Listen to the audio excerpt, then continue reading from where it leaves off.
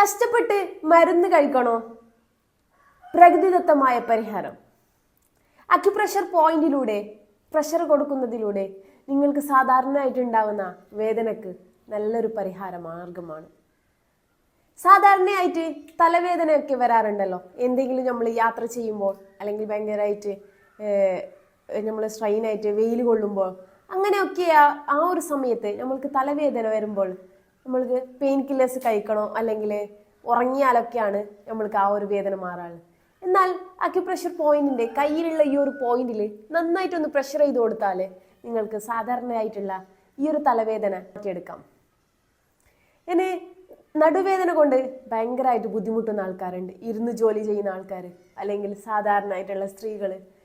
പിന്നെ അപ്പം ഇങ്ങനെയുള്ള ആളുകൾക്ക് നടുവേദനക്ക് പരിഹാരമായിട്ട് നിങ്ങൾ പെയിൻ കില്ലേഴ്സ് ആണ് കഴിക്കാറുള്ളത്.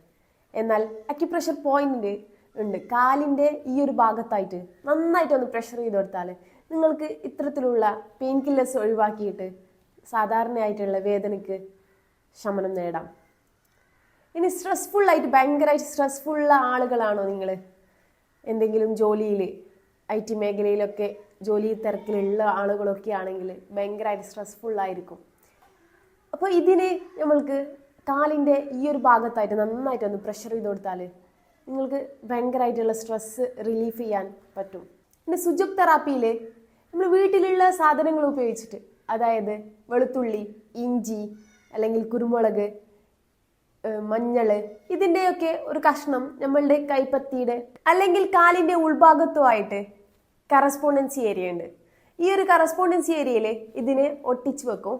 ടാപ്പ് ചെയ്ത് വെച്ചിട്ട് ഒരു 4 മണിക്കൂർ കഴിഞ്ഞ ശേഷം അത് എടുത്ത് കളയുന്ന ഒരു ചികിത്സാ മെത്തേഡാണ്. അസിഡിറ്റി ബുദ്ധിമുട്ട് അല്ലെങ്കിൽ അലർജീസ് ഉള്ള ആൾക്കാർക്കൊക്കെ ഫോളോ ചെയ്യാൻ നല്ലൊരു മെത്തേഡാണ്. വേറൊരു മെത്തേഡ് എന്ന് പറയുന്നത് കപ്പിംഗ് തെറാപ്പി.